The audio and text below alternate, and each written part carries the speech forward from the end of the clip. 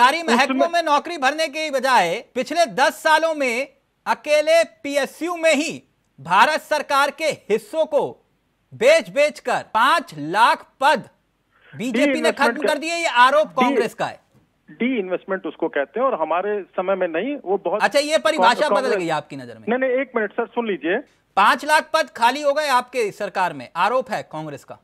नहीं, देखिए सर, कांग्रेस अपने हिसाब से सिलेक्टिव आरोप लगाती है। अगर तो कॉन्ट्रैक्ट में भर्ती 91% इजाफा कैसे हो गया, फिर ये भी बता दीजिए। सर, मेरे थोड़ा बेस को आ जाने दीजिए, फिर आप, मुझे पता है आप धोबिया पछाड़ लगाने के शौकीन है, मेरे पे भी लगाएंगे, लेकिन मैं उसका जवाब दूंगा। नहीं, मैं तो सिर्फ आपसे इतना जानना चाह रहा हूँ, कॉन्ट्रैक्ट में भर्ती हो रही है कि नहीं हो रही है आपकी सरकार में? सर, मेरे पास पीएनटी डिपार्टमेंट का स्टेटिस्टिक नहीं है, क्योंकि प्रोग्राम इससे 91% का इजाफा हुआ है सर कॉन्ट्रैक्ट में भर्ती।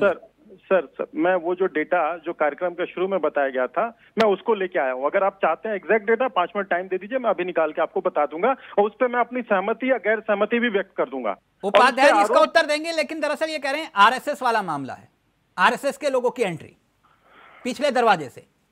पिछले दरवाजे से तो सर आप बताइए, यूपीएससी ले रही है, यूपीएससी एक स्वतंत्र संस्था है, क्या वो यूपीएससी के परीक्षा में इसके पहले कभी कॉन्ट्रडिक्शन नहीं हुए, या क्या आपको रिमेडी नहीं है, कॉन्स्टिट्यूशनल रिमेडी नहीं है क्या? नहीं, बिना परीक्षा के आईएएस बनाने वाला सिस्टम है ना ये। तो सर क्या इंटरव्यू नहीं हो रहा है उसमें? क्या उसके योग्यता की जांच नहीं होगी?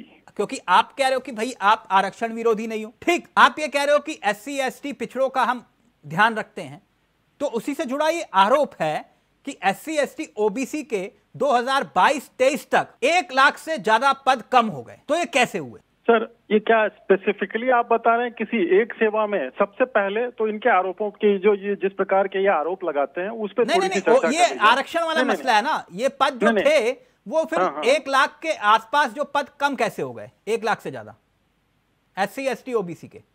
ये इनका आरोप है या तथ्य है कुछ? नहीं, आरोप तो आप भी लगाते हैं ना। नहीं, एक मिनट सर, मैं ये जो विशेष करके हमारी सरकारों पे ये आरोप लगा रहे हैं कि इतने पद कम हो गए, ये उसी प्रकार का आरोप है जिस प्रकार से ये संविधान बदलने वाला आरोप लगा रहे थे, या कोई डॉक्यूमेंट्री प्रूफ है इसके पास, उसका डॉक्यूमेंट, या कोई सरकार ने गजट निकाला हो कि हाँ नहीं सरकारी नौकरी दी आपने, उसी हिसाब से लग जाएगा? सर देखिए, अगर आप एग्जैक्ट डेटा चाहते हैं तो 5 मिनट का समय दीजिए, अभी निकाल के बता देता हूँ कितनी सरकारी नौकरियां लगी। और अभी आपने जो एक धोबिया पछाड़ मारा है प्रश्न का, ये बड़ा मजेदार होता है यार, के कार्यक्रम में आने का एक बहुत बड़ा कारक है। आरोप हम पे लगा कि हम अभी बता रहे थे भाई साहब कि हम आरएसएस के लोगों को इसमें भर ले जाएंगे। अरे हुजूर, ये आइडिया हमारा नहीं है, ये कांग्रेस लेड यूपीए का आइडिया है। यानी एक मिनट, यानी आप कांग्रेस को फॉलो कर रहे हैं, राइट? सर, कांग्रेस को हम फॉलो नहीं कर रहे हैं। कांग्रेस सरकार ने जो कुछ अच्छी बातें की, अब देखिए सर, हमने जो है इतने सारे एम्स बना दिए, लेकिन पहला एम्स कांग्रेस के नेहरू जी ने बनाया था, तो इसका मतलब क्या हुआ कि हम कांग्रेस को फॉलो कर रहे हैं? आप एक तरफ कह रहे हैं कि हम कांग्रेस को फॉलो नहीं कर रहे, लेकिन ये लेटरल एंट्री को लेकर जो सवाल खड़ा हो रहा है, आप इसके पक्ष में या विरोध में है? चलिए ये भी बता दीजिए। सर, हम तो अच्छे लोगों को अगर सिस्टम में ले आ रहे हैं, अगर मोदी जी के नेतृत्व वाली सरकार अगर राइट टैलेंट को राइट स्पॉट पे ले आकर के देश के विकास में काम कर रही है। अच्छे लोगों की परिभाषा क्या है सर? 1 मिनट सर, इस पर्टिकुलर आप यूपीएससी का जो नोटिफिकेशन आया है चावला साहब, देखिए मैं क्या कह रहा हूं, अभी तो प्रक्रिया ये शुरू हुई है। मैंने एक बात पहले बोली थी कि अगर आपको इतनी परेशानी है तो कॉन्स्टिट्यूशनल रेमेडी है, चाहिए उस पर। जिस तरह से यूपीएससी एक इंडिपेंडेंट बॉडी है, उसी तरह से इस देश की न्यायपालिका भी एक इंडिपेंडेंट बॉडी है।